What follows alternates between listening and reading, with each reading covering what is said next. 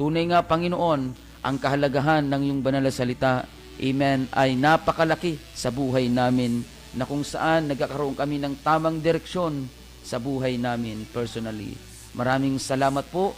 Purihin ka aming Panginoong Hesukristo, na nag-iisang Diyos at tagapagligtas ng amin pong mga kaluluwa. Amen and amen.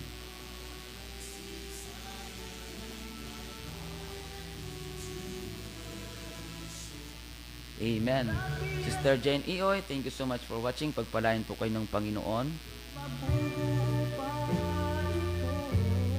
At sa hindi pagtatagal, kung kayo po ay mayroong mga Biblia, mga kapatid, sa inyo pong mga tahanan, kung kayo po ay may mga personal na Biblia, praise God, tayo po ay pwede nyo po akong sabayan, mga kapatid, sa pag-aaral o sa pagbabasa ng salita ng Panginoon na ating pong pag-aaralan. Ang salita ng Diyos, mga kapatid, James chapter 1, verse 3. Amen. Praise God. James chapter 1, verse 3. Yamang nalalaman na ang pagsubok sa inyong pananampalataya ay gumagawa ng pagtitiis, at inyong pabayaan na ang pagtitiis ay magkaroon ng sakdal na gawa, upang kayo'y maging sakdal at ganap na walang anumang kakulangan. Ngunit kung nagkukulang ng karunungan ang sinuman sa inyo, ay humingi sa Diyos na nagbibigay ng sagana sa lahat at hindi nanunumbat, at ito ay ibibigay sa Kanya. Pagpalain ng Panginoon ang Kanyang banal na salita. Mga kapatid, amen, atin pong pag-aralan ang the necessity of God-given wisdom. Amen. Napakahalaga, amen, na tayo ay mayroong karunungan. Hindi lang basta kaalaman, kundi karunungan. Mayroon pong pagkakaiba ang kaalaman at ang karunungan. Ang kaalaman, mga kapatid, ito po ay dito lang sa isip natin, mga kapatid. Sa mentalidad natin, meron tayong sapat na kaalaman. Pero iba po yung karunungan, dahil ang karunungan, kung ano ang iyong natututunan, yun ay iyong inia-apply sa iyong personal na buhay. Mahalaga po na meron tayong karunungan na mula sa Panginoon, hindi po mula sa atin pong mga sarili. Dahil tayo po sa mundong ito, amen, ay may mga sari-sariling, kagaya ng pinag-aralan natin kahapon. Meron tayong mga sari-sariling mga sitwasyon, suliranin sa buhay. Problema, iba-iba nga lang ang bigat, at iba-iba ang sitwasyon, iba-iba ang mukha ng problema, pero isa lang ang masasabi natin dyan, problema pa rin yan, suliranin pa rin yan, mga kapatid, na hindi natin kailangan takasan, kundi kailangan nating harapin ang bawat pagsubok, bawat problema ang ating kinakaharap, mga kapatid at mga kaibigan. Pero bago po yan, kailangan natin magkaroon ng sapat na kaalaman mula sa Panginoon. Kagaya ng binasa natin kanina, mga kapatid, ang pagsubok sa ating pananampalataya ay gumagawa ng pagtitiis. At pabayaan natin ang pagtitiis ay magkaroon ng sakdal na gawa, upang tayo'y maging sakdal at ganap na walang anuman kakulangan. Ngunit, kung nagkukulang ng karunungan ang sinuman, ay humingi sa Panginoon. Amen. Minsan, mga kapatid, kailangan nating tandaan na hindi lahat ng bagay ay alam natin. So, kailangan talaga natin ang Panginoon. Kailangan nating isipin o kailangan nating maunawaan sa buhay o sa sarili natin na wala tayong magagawa kung sa sarili lang natin na abilidad ang paiiralin natin. Kung sa sarili lang natin na karunungan ang paiiralin natin, mga kapatid. Sa katunayan, ang sabi ng banal na kasulatan, ang karunungan ng sanglibutan, mga kapatid, ay pakikipag-away o kamangmangan, mga kapatid, sa Diyos. Kaya yung karunungan natin na hindi ayon sa kalooban ng Panginoon, hindi ito kinalulugdan ng Panginoon. Kaya ang kailangan natin, humingi ng karunungan sa Diyos upang atin pong mapaglabanan at mapagtagumpayan ang lahat ng hamon sa atin pong buhay, mga kapatid. Praise God. Salamat sa Panginoon na kapag tayo ay nagkukulang ng karunungan, may Diyos na handang magbigay ng karunungan para sa atin. May Diyos na handang umalalay para sa atin. may Diyos, mga kapatid, na handang gabayan tayo. Ang kailangan lang ng Panginoon sa atin ay cooperation. Dahil hindi lahat ng humihingi ng tulong sa Panginoon ay nakikipag-cooperate sa Panginoon. Kung tayo ay humihingi ng tulong sa Diyos, kailangan ng proper cooperation. Amen. Kailangan ng pananampalataya, mga kapatid, sa atin pong Panginoon. So, the necessity of God-given wisdom. Una na kailangan nating tandaan, we need wisdom in fulfilling our task exactly. Amen. Kailangan natin ng karunungan, kahit nga sa mga pagtatrabaho, mga kapatid. Kailangan ng karunungan. Pagdating sa mason, kailangan marunong ka ng trabaho ng mason. Pagdating sa pagsesemento, kailangan marunong ka kung anong klaseng halo. Class A ba yan? O substandard na halo ba yan? Amen. So, kailangan ng karunungan, mga kapatid, sa bawat gawain, sa bawat trabaho, kailangan ng karunungan para maayos ang resulta ng pagtatrabaho, mga kapatid. Ganon din sa paglilingkod sa Panginoon. Kailangan natin ng sapat na karunungan mula sa Panginoon upang atin pong magampanan lahat ng atin pong mga gagawin, mga kapatid, ng eksakto na magampanan natin kung ano ang ipinapagawa ng Panginoon sa atin. Amen. Ephesians chapter 5, verse 15 to 17. Mangag-ingat nga kayong lubos kung paano kayo lumalakad. Huwag gaya ng mga mangmang, kundi gaya ng marurunong, na inyong samantalahin ang panahon sapagkat ang mga araw ay masasama. Huwag kayong maging mangmang, kundi unawain ninyo kung ano ang kalooban ng Panginoon. So, pinag-iingat tayo kung paano tayo lumalakad. Amen. Kaya sa bawat hakbang natin, kailangan ito po ay, kumbaga, kikilalanin natin ang otoridad ng banal na kasulatan kung paano tayo lumalakad. Dahil ang sabi ng banal na kasulatan, amen, mag-ingat tayo kung paano tayo lumalakad. Huwag gaya ng mga mangmang, kundi gaya ng marurunong. Ang taong mangmang ay hindi kinikilala ang otoridad, ang authority ng salita ng Diyos sa kanyang buhay. Hindi niya yung kinikilala. Kaya nga, ang tingin ng Diyos sa mga tao na hindi kumikilala sa authority ng salita ng Diyos ay mangmang. Pero ang tao na kumikilala sa authority ng salita ng Diyos, ang tingin ng Diyos dyan ay marurunong. Kaya kung paano tayo lumalakad, kung paano tayo namumuhay, amen, gumagawa sa kalooban ng Panginoon, naglilingkod sa Diyos, dapat gaya ng marurunong. Amen. Marunong na kung saan kinikilala ang authority ng salita ng Diyos sa kanyang buhay. Kaya ang mga taong kumikilala sa authority ng salita ng Diyos sa kanilang personal na buhay, hindi po napapahamak. Dahil ang salita ng Diyos, dadalhin ka nito sa kabutihan. Dadalhin ka nito, mga kapatid, sa mabubuting bagay. Hindi ka nito ipapahamak. So, kundi bagkus, ililigtas ka pa nito. Ang kailangan lang natin, kilalanin natin ang salita ng Diyos sa buhay natin upang nang sa ganon, sa bawat hakbang na atin pong mga gagawin, ito ay maging kalugod-lugod sa Diyos, ito ay nasa alignment ng Diyos, mga kapatid, ang atin pong landas na tinatahak. Amen.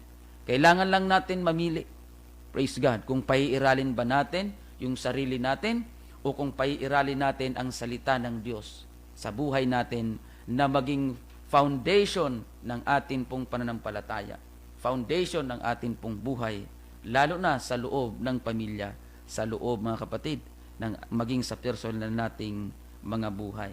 Amen. Praise God. Kaya, kailangan nating i-identify kung ano ba yung mga task natin bilang tao. Una na dyan, mga kapatid, ay ang ating task. Amen. Yung atin pong katungkulan, kagaya ng sinabi ng Ecclesiastes chapter 12. Amen. Na verse 14, na ang buong katungkulan ng tao ay matakot sa Diyos at sumunod sa kanyang mga utos. Yun po ang buong katungkulan ng tao sa Diyos, mga kapatid. Matakot sa Diyos at sumunod sa mga ipinag-uutos ng Panginoon. Kaya kailangan at mahalagang bagay na kilalanin natin ang salita ng Diyos sa buhay natin. Dahil ito ang magtuturo sa atin kung papaano sumunod ng tama sa Diyos. Amen. We are talking about wisdom.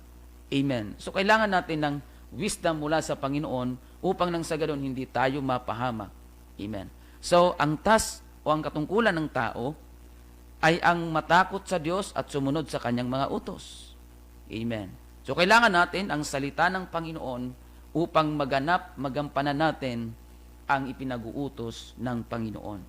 Sunod mga kapatid, na gampanin ng tao. Amen. Gampanin sa loob ng pamilya. Amen. Ikaw man ay ama ng tahanan, o ikaw man ay ina ng tahanan, o ikaw ay isang anak. Meron tayong mga kanya-kanyang gampanin, mga kapatid. Amen. Pamilya, kailangan, o ang isang ama ng tahanan, ay kailangan pangunahan niya ang kanyang pamilya patungo sa paglilingkod sa Diyos. Maging good example siya kung paano maglingkod sa Diyos. Amen. Hindi yung mga anak, magsimba na kamo, kay ako didilang. No, hindi ganun mga kapatid.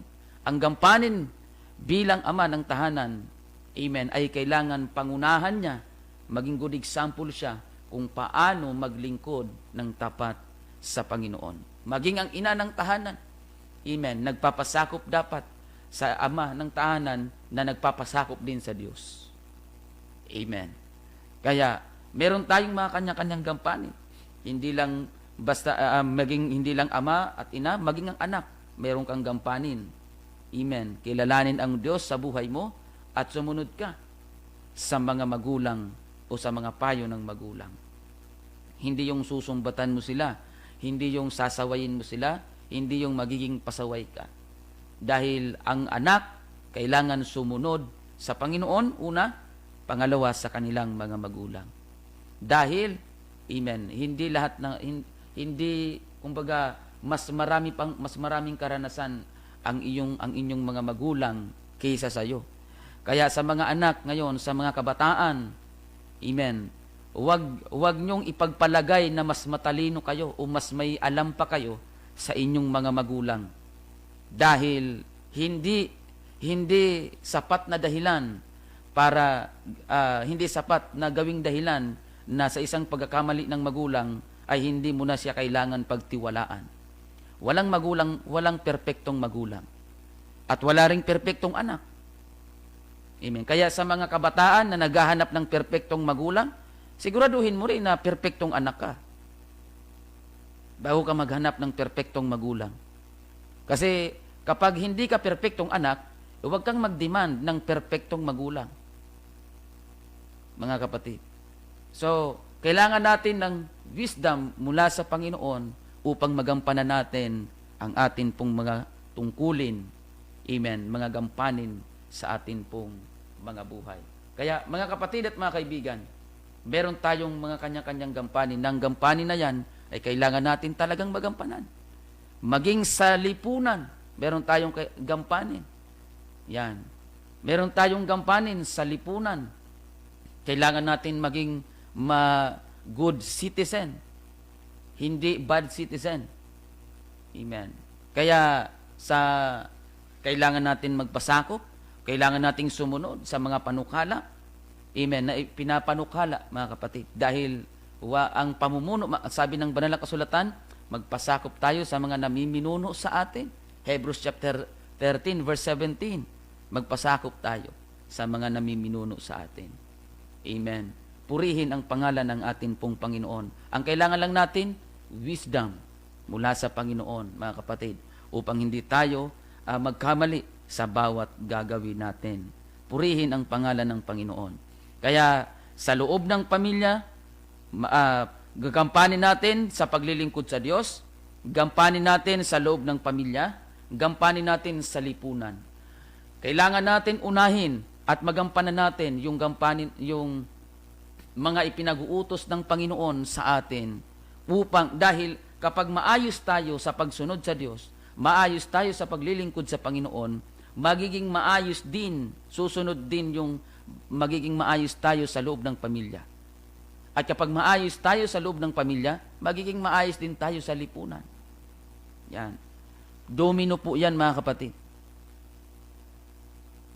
Kaya, kailangan natin ng knowledge mula sa Panginoon, wisdom mula sa Panginoon, mga kapatid, na kailangan natin dahil kailangan natin maging marunong sa harapan ng atin pong Panginoon. Psalms chapter 119, verse 11, ang salita mo'y aking iningatan sa aking puso. Amen. Upang huwag akong magkasala sa iyo, laban sa iyo. Mapalad ka, O Panginoon, ituro mo sa akin ang mga palatuntunan mo. Ang salita mo'y iningatan sa aking puso. Sabi ni Haring David, mga kapatid, iningatan niya yung salita ng Diyos sa kanyang puso. So, ibig sabihin, mga kapatid, hindi, kumbaga, pinahalagahan ni Haring David, amen, at ang pagsunod ay nariyan upang huwag siya magkasala laban sa Panginoon. Nawa, ganun din yung atin pong maging prinsipyo sa buhay. Amen. Na ang salita ng Diyos, gawin nating sentro ng buhay natin. Maging sentro sa loob ng pamilya ang salita ng Panginoon. Bilang Kristiyano, kailangan talaga sentro ang salita ng Diyos sa buhay natin. Amen, mga kapatid. Amen. Maging sa loob ng tahanan, kailangan po, amen, kailangan natin na maging sentro ang salita ng Diyos sa buhay natin, maging sa loob ng tahanan. Amen. Yun ang maging standard natin. Yun ang maging batayan natin ng ating pagsasama. Amen. Sa loob ng church, sa loob ng tahanan, maging sa lipunan. Ang salita ng Diyos, ang pinaka-the best na standard na dapat natin pong gawing standard. Na pamantayan sa buhay natin. Praise the Lord. Purihin ang pangalan ng Panginoon. Job chapter 28, verse 28. At sa tao ay sinabi niya, narito, ang pagkatakot sa Diyos ay siyang karunungan at ang paghiwalay sa kasamaan ay pagkaunawa. Purihin ang pangalan ng Panginoon. Ang pagkatakot sa Diyos ay karunungan. Bakit po? Dahil kapag takot ka sa Diyos, hindi mo magagawang sumuway sa Diyos dahil takot ka. Amen. Kapag may takot ka sa Diyos, amen, hindi mo magagawang awayin ang kapwa mo. Hindi mo magagawang ichismis o sirain ang kapwa mo dahil may takot ka sa Diyos. Amen. Kapag may takot ka sa Diyos, hindi mo magagawang suwayin, mga kapatid, o pagsalitaan ng masama ang magulang mo. Hindi mo magagawang magtanim ng galit sa magulang. Hindi mo magagawang magtanim ng galit sa pamilya. Hindi mo magagawang magtanim ng galit sa kapwa dahil mayroong kang takot sa Panginoon. Kaya kapag ang isang tao ay mayroong takot sa Panginoon, yun ang may karunungan. At ang paghiwalay sa kasamaan ay may kaunawaan. Amen. Ang paghiwalay pala sa kasamaan, karunungan pala yun, kaunawaan pala yun. Kaya ang paghiwalay sa mga bisyo, paghiwalay sa mga kalayawan ng mundo, paghiwalay sa mga gawaing masasama, karunungan at kaunawaan pala yun, mga kapatid.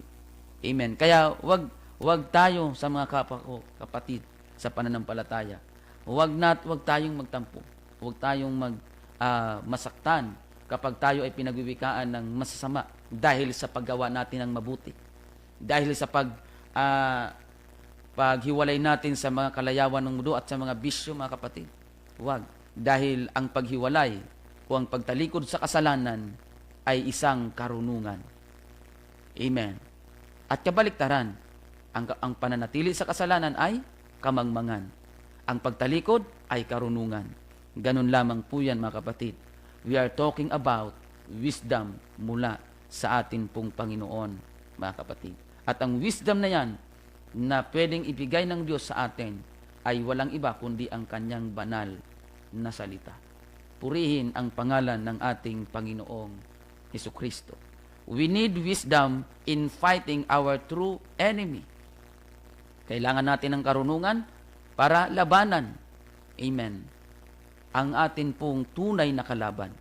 Kailangan una ma-identify natin kung sino ba talaga yung kalaban natin. Amen. Praise God. Kailangan i-identify natin yung kalaban natin upang, kagaya ng pinag-aralan natin kahapon, upang malabanan natin siya ng maayos at mapagtagumpayan natin. Dahil kapag hindi mo kilala ang kalaban mo, hindi mo alam ang galawan ng kalaban mo, hindi ka mananalo. Dahil hindi mo alam ang galawan. Kagaya sa boxing, amen, pinag-aaralan ang galaw ng kalaban. At kapag pag-aralan niya na ang galaw ng kalaban, doon siya magkakaroon ng idea kung paano tatamaan ang kalaban. Dahil alam niya ang galawan. Kaya dapat alam natin ang galawan ng kalaban natin. Ano ba ang galawan ng kalaban natin? Ito po mga kapatid, 1 Peter chapter 5, verse 8 to 9, kayo'y maging mapagpigil, kayo'y maging mapagpuyat. Ang inyong kalaban na dyablo, na gaya ng liyong umuungal, ay gumagala na humahanap ng masisila niya. So, ang kalaban na dyablo, mga kapatid, naghahanap ng masisila niya. Kaya ang kailangan natin gawin, maging mapagpigil tayo. Kapag tayo pinagwikaan ng masama, pigilan mo ang sarili mo. Amen. Kapag ikaw ay kinutya, pigilan mo ang sarili mo. Mga kapatid. Amen. Dahil ang kalaban natin ay dyablo, hindi ang kapitbahay mo, hindi ang pamilya mo, hindi ang magulang mo, hindi ang kapwa mo, hindi ang barangay, hindi kung sino mang tao ang kalaban natin.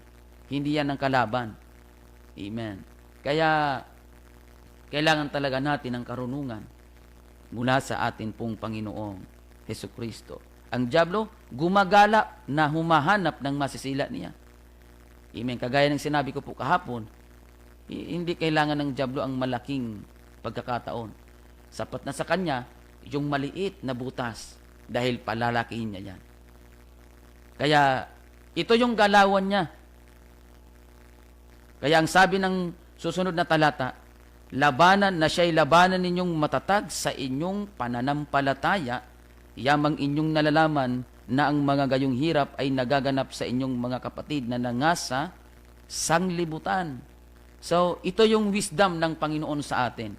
Bagamat meron tayong kalaban, amen, hindi natin siya nakikita, amen, gumagawa siya ng paraan para sirain ang ating paglilingkod, sirain ang ating pong pangalan, sirain ang ating reputasyon, amen. Pero, ang kailangan, mga kapatid natin, para siya'y labanan, at tayo ay magtagumpay, walang iba kundi ang atin pong pananampalataya sa Panginoon.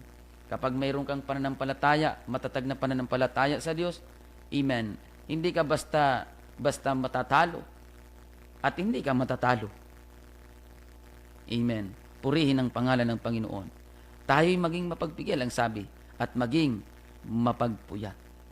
Purihin ang pangalan ng ating Panginoong Hesukristo. Mga kapatid at mga kaibigan, amen. And Luke chapter 2 at chapter 21 verse 34, datapwat mag-ingat kayo sa inyong sarili, baka mga lugmok ang inyong mga puso sa katakawan at sa kalasingan at sa mga pagsusumakit ukol sa buhay na ito, at dumating na bigla sa inyo ang araw na yaon na gaya ng silo.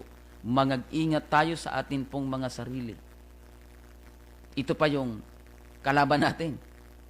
Dahil ang sabi ng kasulatan, mga kapatid, banal na kasulatan, the spirit is willing but the flesh is weak. Amen. Ang spirito natin ay gusto, pero mahina yung atin pong laman. Kaya kailangan nating mag-ingat sa atin pong mga sarili. Mag-ingat tayo sa bibitawan nating mga salita, lalo na kapag tayo ay galit. Lalo na kapag tayo ay nasa impluwensya ng galit. Kailangan natin pong mag-ingat. Amen. Dahil ang galit ay walang naidudulot na mabuti sa tao. Dahil sa galit, dahil sa puot at galit, maraming mga magkakaibigan ang nag-aaway-away. Mga magkakamag-anak nag-aaway-away. Magkakapamilya nag-aaway-away dahil sa puot at galit. Kaya nga ang puot at galit, sagabal po yan sa pamumuhay. Sagabal po yan, mga kapatid, sa tao. Kaya ang kailangan natin gawin, isuko natin ang ating pong buhay sa Panginoon. Palayain natin ang ating pong mga sarili sa mga puot at galit.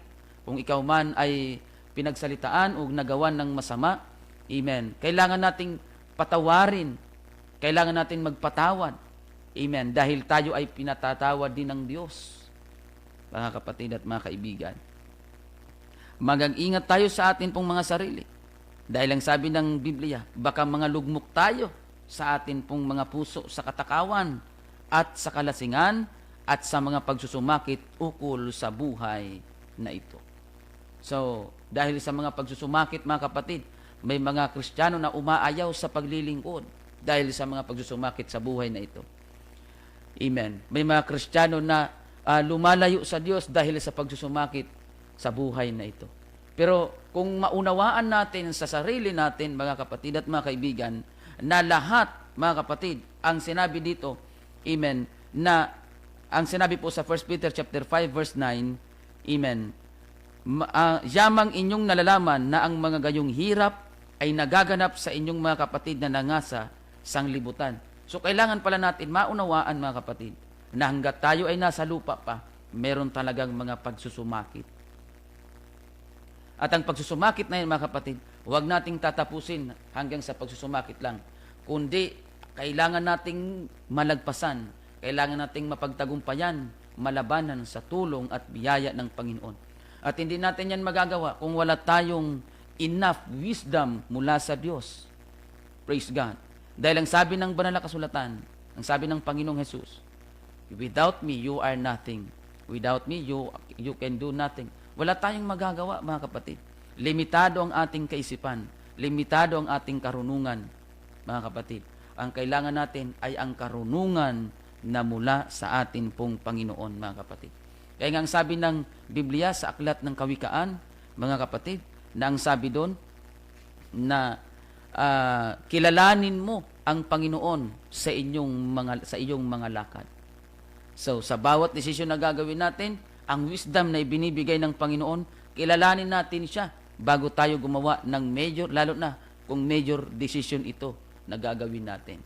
Yun yung wisdom na ibibigay ng Panginoon sa atin. Ang kailangan lang natin, mga kapatid, paniwalaan at sampalatayanan ang authority ng banal na kasulatan sa ating buhay. Purihin ang pangalan ng Panginoong Hesukristo. We need wisdom in fighting our true enemy, mga kapatid. Ang kaaway natin, ang dyablo, maging ang ating mga sarili. Dahil ang sarili natin, ayaw nito sa Diyos. Ang may gusto lang ay ang ating espiritu. So, kailangan natin maging matalino, mga kapatid. Amen. Hindi lahat ng sinasabi ng puso mo ay susundin mo. Kailangan natin ang salita ng Diyos na magbabalansi para ma-filterize lahat ng atin pong mga kalooban. Ma-filterize, mga kapatid, ang ating mga iniisip, ma-filterize lahat ng mga nararamdaman natin sa pamamagitan ng salita ng Panginoon. So, ang salita ng Panginoon, nagsisilbing filter ito, mga kapatid, sa kaisipan natin. Nagsisilbing filter sa laan, mga kapatid, sa puso natin. Praise God. Purihin ang pangalan ng Panginoong Hesukristo. Kaya nga sabi ng banal na kasulatan, in all your ways, acknowledge God. Amen. Yan bang daan na tinatahak mo ay kalooban pa ba ng Panginoon? Yan bang daan na nilalakaran mo ay natutuwa pa ba ang Diyos dyan? Yan bang iniisip mo ay matutuwa ang Diyos? Yan bang mga plano mo ay nasa kalooban pa ba ng Diyos? Yan bang gusto mong gawin ay kalooban ba ng Diyos?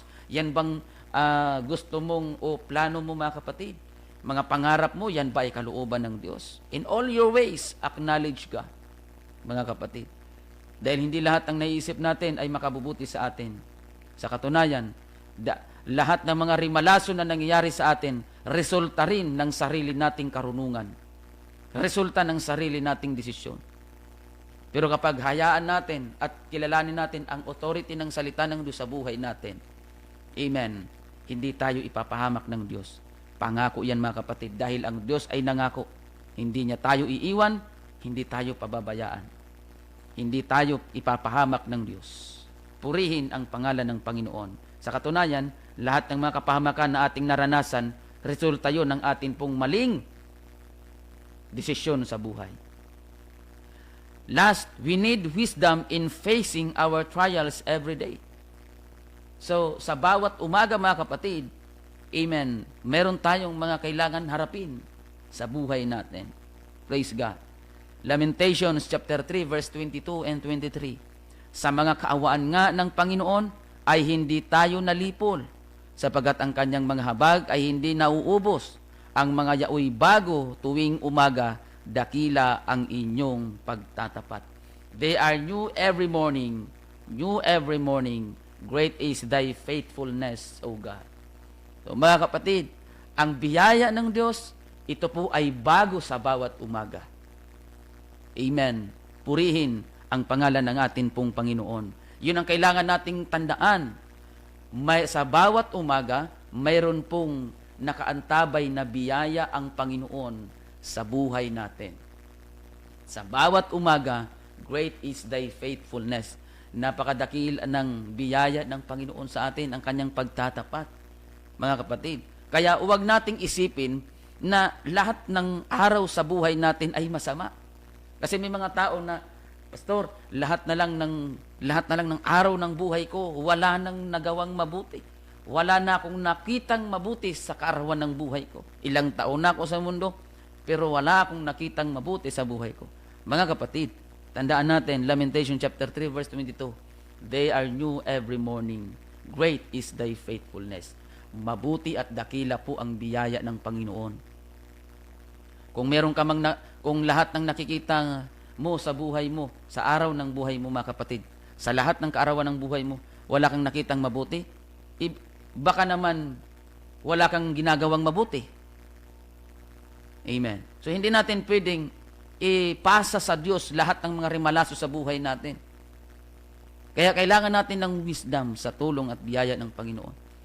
Kung wala kang nakikitang mabuti sa lahat ng kaarawan ng buhay mo, baka kasi wala kang ginagawang mabuti.